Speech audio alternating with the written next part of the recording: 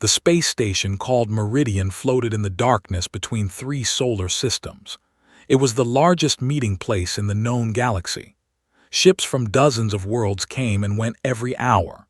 Inside its metal walls, creatures of all shapes and sizes walked together, talked together, and tried to make deals with each other. Lee did not want to be here. She was 28 years old, born in a small town in Korea, and she had spent her whole life studying metals. She worked as an engineer at a company that made special steel for buildings and machines. She was good at her job. She liked her job. What she did not like was being called a cultural consultant and sent into space to attend meetings she did not understand. Just smile and answer questions about Earth, her boss had told her. The government asked for experts. You know about metal. Metal is important. So here she was, walking through the halls of an alien space station, wearing an uncomfortable formal suit, and wishing she was back home eating her mother's cooking. The trade summit had been going on for 3 days, had attended several meetings where aliens talked about shipping routes and tax agreements. She understood almost none of it. Her translator implant turned their words into Korean, but the meaning was still confusing. What did she know about interstellar commerce? On the 4th day, she decided to skip the afternoon meeting and explore the station instead. That was how she found the materials exhibition hall. The hall was enormous. It stretched out like a museum with displays from dozens of different species. Each display showed off something that the species was proud of. There were fabrics that could change color, crystals that stored energy, plastics that could heal themselves when broken. Walked slowly through the hall, looking at everything with curious eyes. Some of the materials were truly amazing. Others looked familiar. She stopped in front of a display of copper wire and smiled. Humans had been making copper wire for thousands of years. Then she heard the crowd. At the far end of the hall, a large group had gathered around one display. Could hear excited voices and the sound of translation implants working hard. She walked closer to see what was happening. The display belonged to a species called the. Had seen a few of them around the station. They were tall, almost 3 meters high, with skin that looked like black stone. Each one had 4 arms and 4 eyes. They moved slowly and spoke in deep, rumbling voices. Standing at the center of the display was the largest that had ever seen. He wore special clothing that marked him as someone important. Later, she would learn that his name was Forge Master, and he was the most respected metal worker in history. In front of, sitting on a pedestal made of crystal, was a blade. It was beautiful. Even from a distance, could see the wavy patterns that ran along its surface. The metal seemed to flow like water frozen in time. Light played across its edge in ways that made it look almost alive. "Behold," announced. His voice was so deep that felt it in her chest. "This is the greatest achievement of metallurgy. 300 years of research. 17 master smiths working together for 62 cycles. We call it unbreakable steel." The crowd made sounds of amazement. Diplomats nodded their heads. Merchants whispered about prices and import fees. Pushed her way to the front of the crowd. She needed to see the blade up close. Something about it was familiar. Something about those patterns. She reached the front and stared at the blade for a long moment. Then she understood. She tried to stop herself, but it was too late. A laugh escaped from her mouth. Then another. Before she knew it, she was laughing so hard that tears formed in her eyes. The hall went silent. Every eye, every sensor, every optical organ turned to look at her. 4 eyes narrowed into angry slits. "You find our sacred work amusing, human." His voice was cold and dangerous. "You dare to laugh at 300 years of craftsmanship." Tried to control herself. She wiped her eyes and took a deep breath. "I am sorry," she said. "I mean no disrespect. It is just—" She paused, trying to find the right words. "My uncle makes these." Silence. "Your uncle," repeated. "Yes, my uncle. He is a retired teacher. He makes knives as a hobby. Pulled out her personal communicator and searched through her photos. She found the one she was looking for and held it up for everyone to see. He makes them on weekends. He sells them at craft fairs for about 200 credits each. The image showed an old man with gray hair and kind eyes. He was standing in a small workshop, surrounded by tools and fire. In his hands, he held a blade with the same wavy pattern as the one on its pedestal. "Impossible," growled. "One human cannot do what 17 masters achieved." "He learned from his father," explained. "Who learned from his father before him. My family has been making this kind of steel for 6 generations. We call it Damascus steel. Humans have been making it for over 1,000 years. Maybe 2,000. The history is not clear." A member of the human delegation pushed through the crowd. His name was Park, and he was a diplomatic. His face was pale with worry. "Miss Lee," he whispered urgently, "perhaps we should discuss this somewhere private." But was not finished. He stepped forward, all 4 arms crossed over his chest. "You claim that humans have possessed this technology for 2,000 years, and you never shared it with the galaxy." "We only met the galaxy 18 months ago," pointed out. "And it is not really technology, it is just craft, skill, something we learned to do a long time ago." Stared at her for a long moment.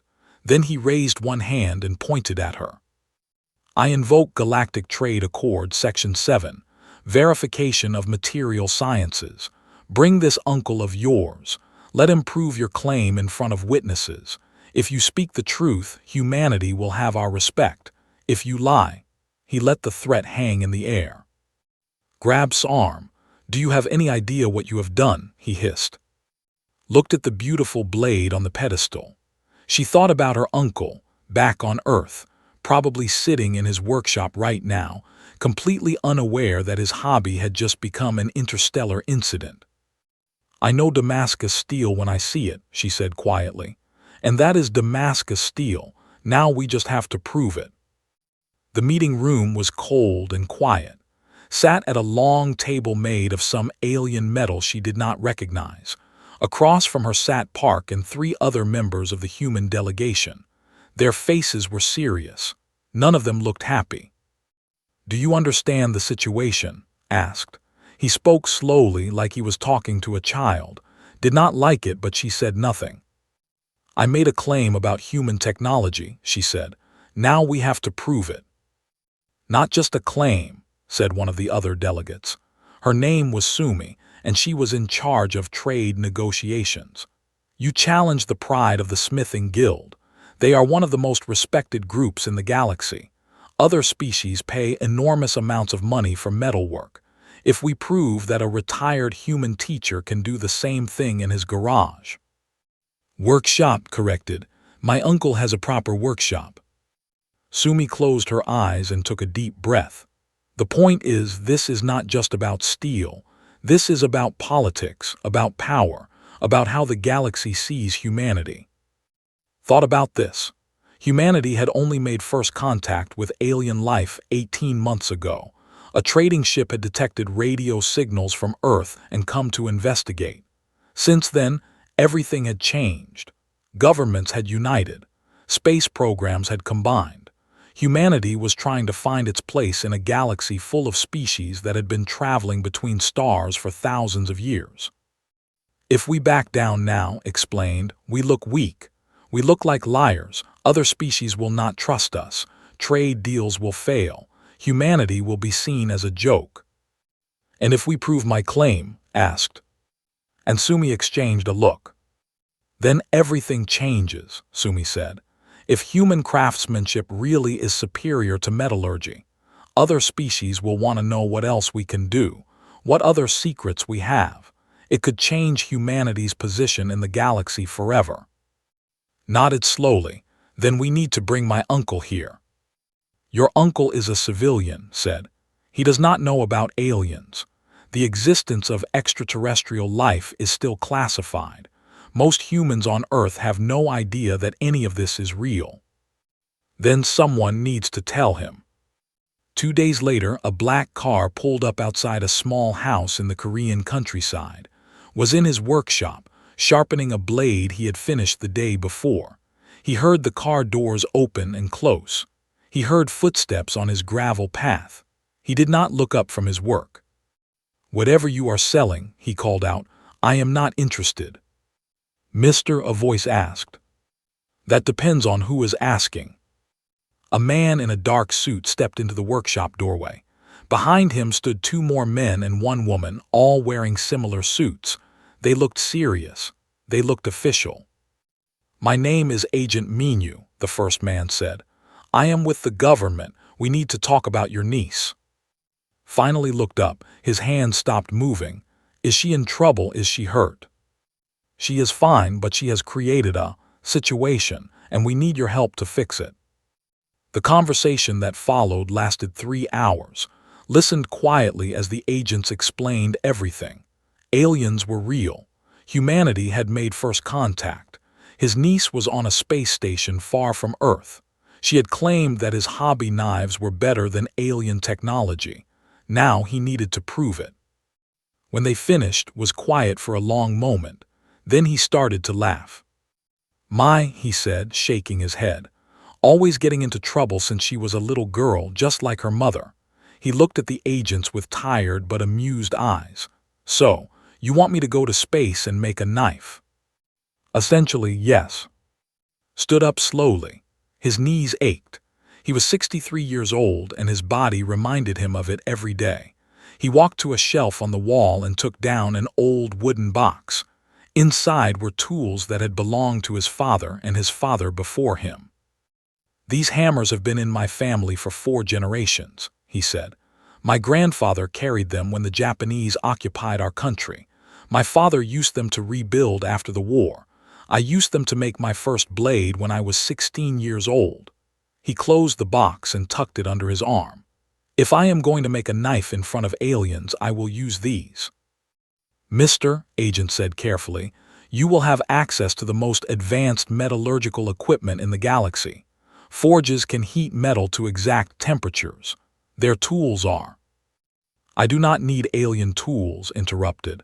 "A smith needs 3 things: good steel, a hot fire, and his own 2 hands. Everything else is extra." The journey to Station Meridian took 9 days.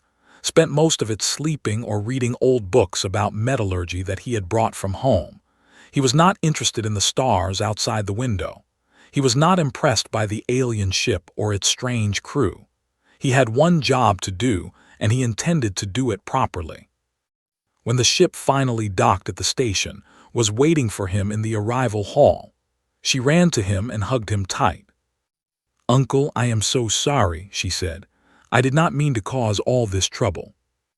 Patted her head gently. "You spoke the truth. There is no trouble in truth." He looked around at the alien station, at the strange creatures walking past, at the metal walls that stretched up toward an artificial sky. "Now, show me where I will be working, and find me some proper charcoal. I cannot make good steel without a good fire."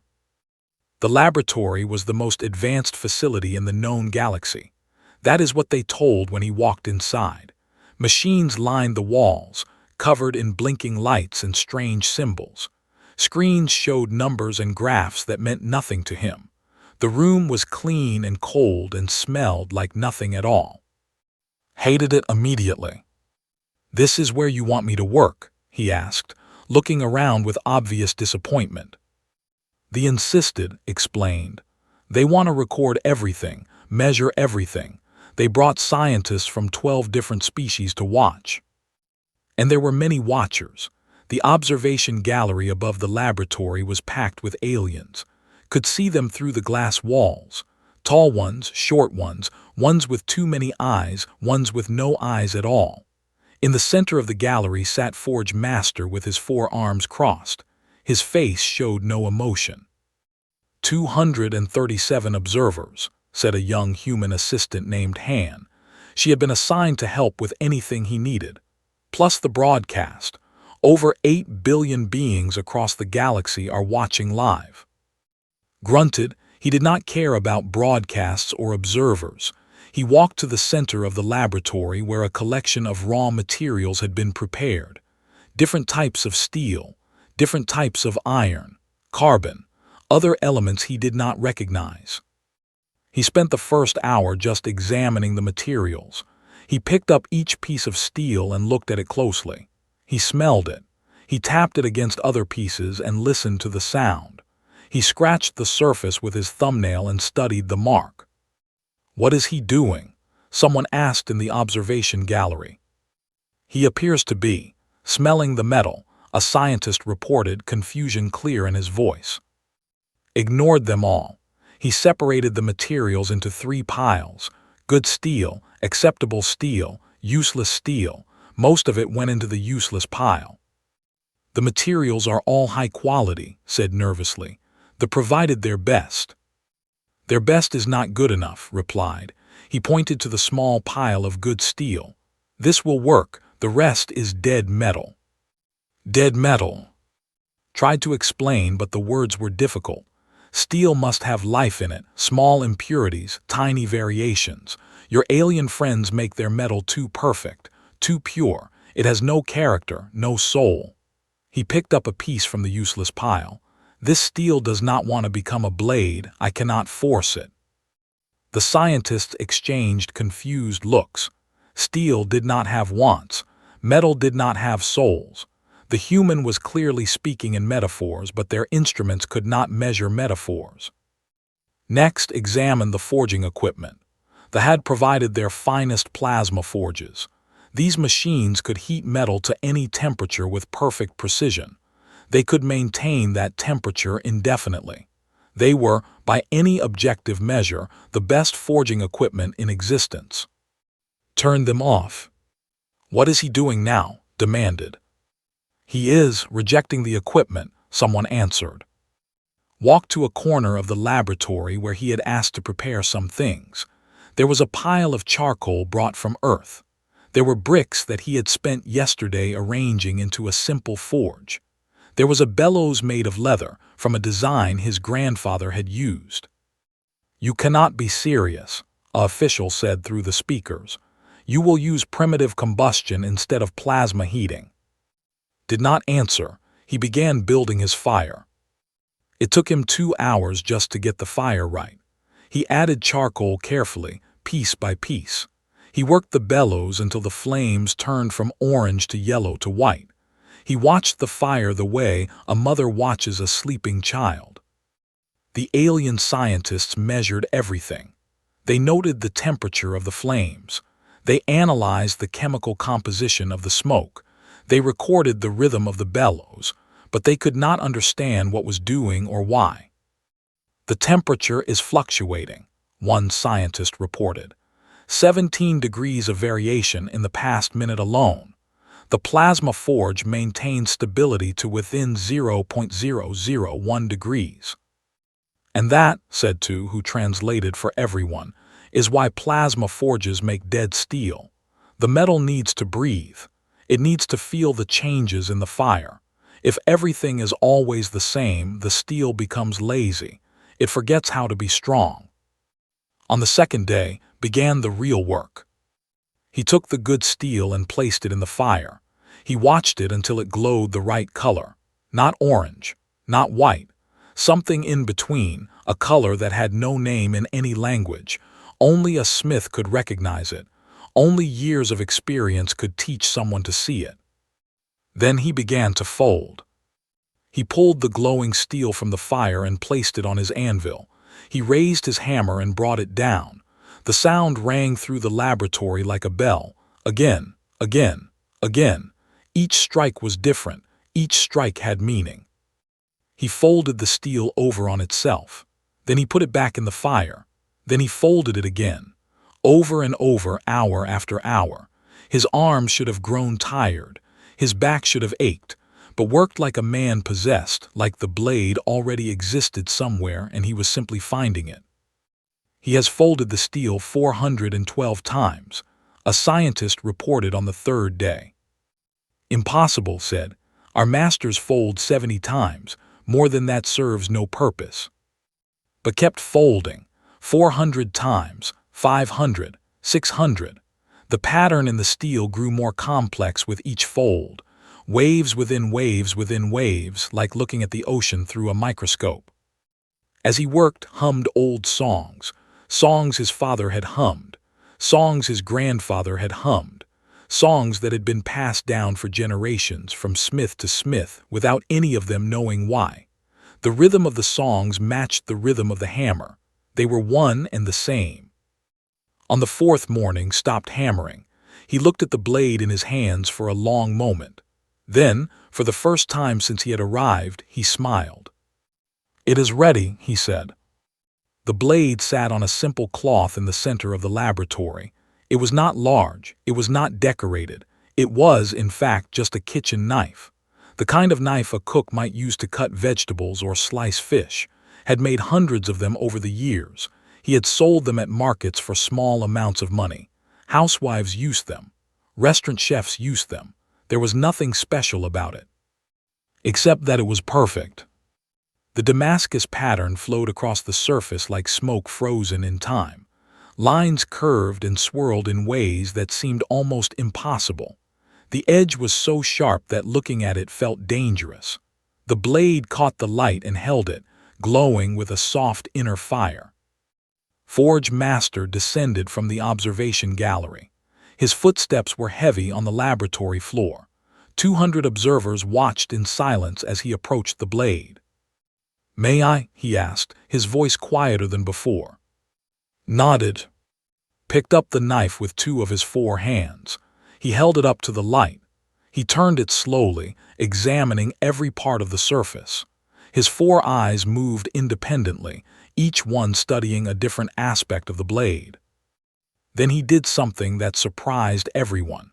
He pulled a device from his belt and placed it against the blade. The device hummed and blinked. Numbers appeared on its surface. "Tensile strength," read aloud, 47% higher than standard. He moved the device to another part of the blade. "Flexibility coefficient. This cannot be right." He checked the device and measured again. 92% higher than our best results. The blade can bend almost double without breaking. More scientists came down from the gallery. They brought their own instruments. They measured and scanned and analyzed. Each result was more shocking than the last. "The carbon distribution is perfect," one scientist said. "Not just uniform, perfect. The molecules are arranged in patterns we have never seen before."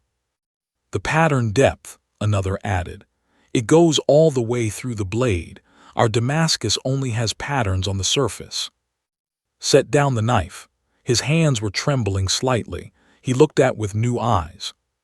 "How?" he asked. "How is this possible?" Sat on a small stool drinking tea that had brought him. He looked tired but satisfied. "I told you before, practice and time." "But our instruments measured everything," said. "We recorded every temperature change, every hammer strike, every moment of the process.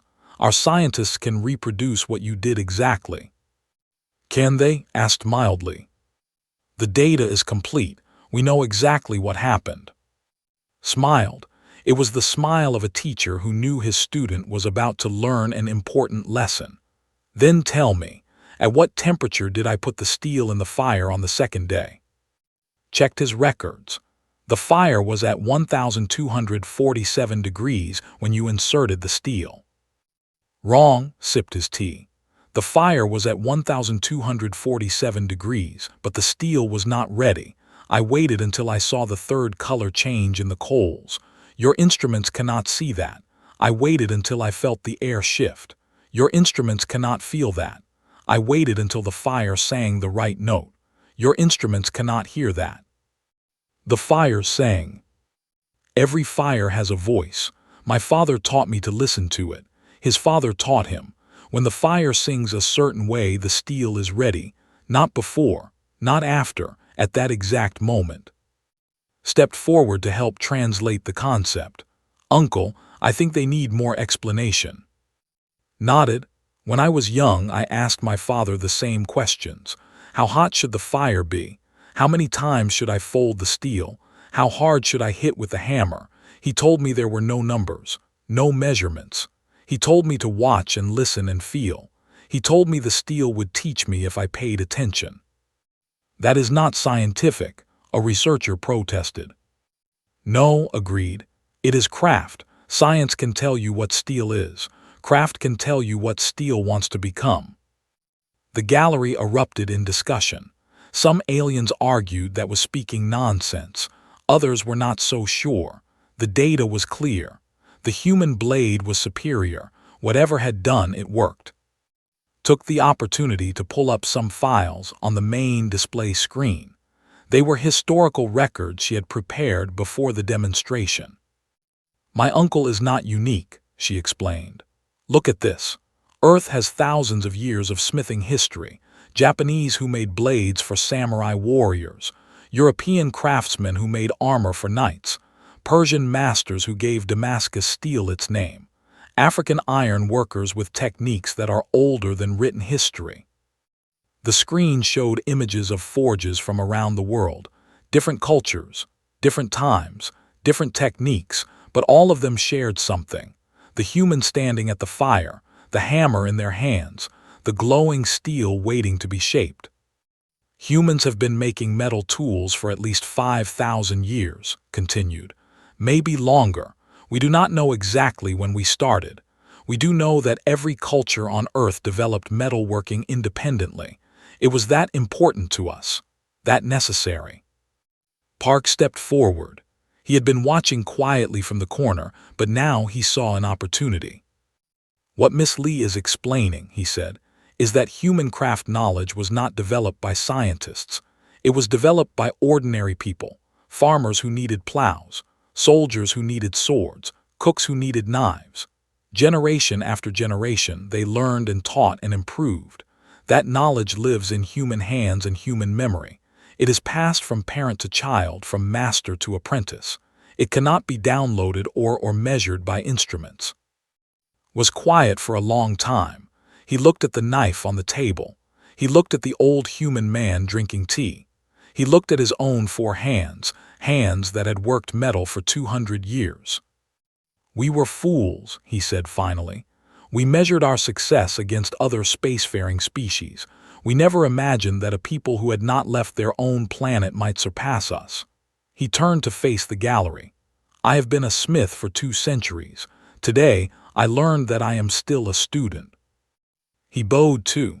All 4 of his arms spread wide in the gesture of deepest respect. Master, he said, you have taught me more in 4 days than I learned in 200 years. I am honored to have witnessed your work. Looked slightly embarrassed. He was not used to such formal praise. He set down his tea and stood up slowly. I am no master, he said.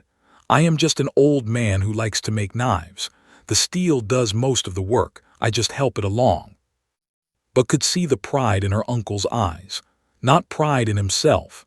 Pride in the generations of smiths who had come before him. Pride in the knowledge they had given him. Pride in the human tradition of craft that stretched back beyond memory. For the first time since humans had entered the galactic community, they had something the other species wanted. Something that could not be bought or stolen or reverse engineered. They had time and patience and 10,000 years of learning from their mistakes. The final session of the Galactic Trade Summit was not what anyone had expected. The Great Hall was full. Every seat was taken. Species that had not spoken to each other in centuries sat side by side. All of them were watching the stage, where Forge Master stood before a microphone. I come before you today not as a proud master but as a humble student, began. His voice was heavy with emotion. For 300 years, the Smithing Guild believed we had achieved perfection in metalwork. We were wrong.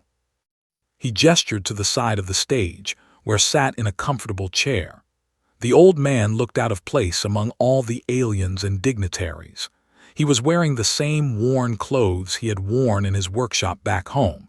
He had refused all offers of formal attire. This human, continued, has shown us something important, not just about steel, about knowledge itself. We developed our craft through science and measurement. We built machines that could control every variable. We thought this was the correct path, the only path." He paused and looked at with respect. But humans took a different path. They developed their craft through experience, through trial and error, through failure and learning. They passed their knowledge from hand to hand, from parent to child, for thousands of years. Each generation added something new. Each generation corrected the mistakes of the ones before. In the audience, sat Between and the other human delegates. She could hardly believe what was happening. 3 weeks ago, she had laughed at an alien knife display. Now that laugh was changing the course of human history. "The Smithing Guild formally requests an exchange program with Earth," announced. "We wish to send apprentices to learn from human masters, not just in metalwork, in all crafts, woodworking, ceramics, textiles, any skill that humans have developed over your long history." Murmurs spread through the hall. Other species began talking among themselves. They looked interested. The delegates were taking notes. Even the normally expressionless seemed curious. Over the next several hours, the trade negotiations took a completely new direction. Before demonstration, humanity had been seen as newcomers, primitive beings who had barely learned to leave their own planet. They had little to offer and much to learn. Now everything was different. "We would like to discuss importing human ceramics," a merchant said. "Our records indicate that certain Earth cultures developed glazing techniques over 3,000 years ago." "Earth textiles," another delegate added. "Silk, cotton, wool, materials that have been refined across countless generations. Musical instruments, woodworking, stone carving, agricultural tools." The list went on and on. Suddenly, every alien species wanted to know what else humans could do. What other ancient skills had been preserved? What knowledge had been passed down through the ages? Leaned over to, "Do you understand what is happening?" he whispered. "Not really," she admitted. "Humanity just became valuable, not because of our technology, not because of our military power, because of our history, because we are old, because we had thousands of years to learn and grow before we ever reached the stars." Looked at her uncle, who was being swarmed by aliens asking questions through translators. He looked confused but patient, answering each question with simple honesty. "Other species develop space travel quickly," explained. "Some of them have only existed for a few thousand years total. They went from primitive life to starships in less time than humans spent learning to farm. They have advanced technology, but they skipped over so many steps, so many generations of accumulated wisdom." "We are the old ones," realized. "In a way, yes. Our planet took longer to develop intelligent life. We took longer to reach the stars, but all that time we were learning, growing, making mistakes and fixing them. That knowledge is valuable, maybe more valuable than any technology." The trade agreements signed that day were unlike anything in galactic history. Human artisans would travel to alien worlds to teach their crafts. Alien apprentices would come to Earth to study under human masters. Exchange programs were established for dozens of different skills. Blacksmith, carpenters, weavers, potters, glassblowers, leatherworkers, basket makers, farmers, fishermen, cooks. Professions that had been dying on Earth suddenly had new importance. Old craftspeople who had thought their skills would die with them found new students eager to learn. Traditional knowledge that had almost been forgotten was recorded and shared. And at the center of it all was, who became the first human to hold the title of Galactic Master Craftsman. He was entirely unimpressed. "Look at this," he said holding up the holographic certificate. "Fancy document, does not mean anything. A true smith is measured by his work, not by papers with his name on them." But saw the small smile on his face. She saw how carefully he handled the certificate. She knew he would show it to his wife when he got home.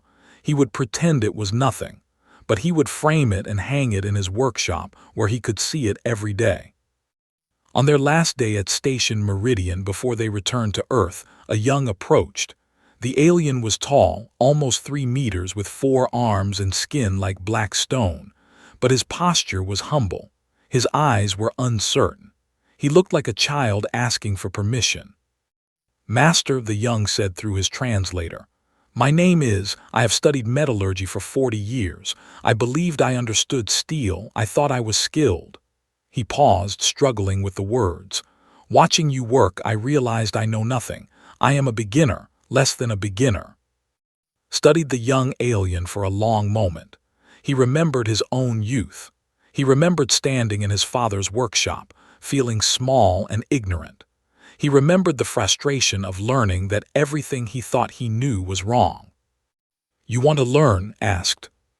"More than anything, I will do whatever you ask. Study for however long it takes. Please teach me." Reached into his bag and pulled out a spare apron. It was old and worn, stained with oil and marked by small burns. It had belonged to his father once.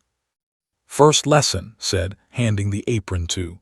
"Steel does not care how many arms you have. It does not care what planet you come from. It does not care about your titles or your education. Steel only cares about 3 things." Accepted the apron with trembling hands. "What 3 things?" "Heat, patience, and respect. Heat to make the steel soft enough to shape. Patience to work it properly no matter how long it takes. And respect for what the steel wants to become," smiled. "You can start by learning to build a proper fire.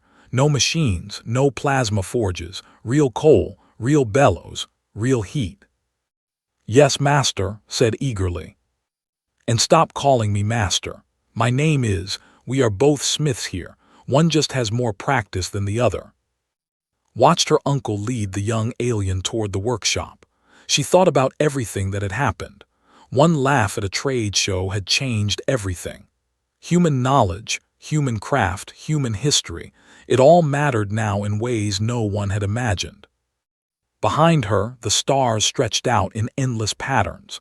Billions of worlds, trillions of beings, advanced civilizations with technologies that humans could barely understand. But none of them had what humanity had: time. Generations upon generations of ordinary people, learning and teaching and passing down their wisdom. 10,000 years of accumulated knowledge, preserved in human hands and human hearts. The aliens had reached the stars first. They had better ships and better weapons and better machines. But humans had been practicing longer. And in the end, that made all the difference.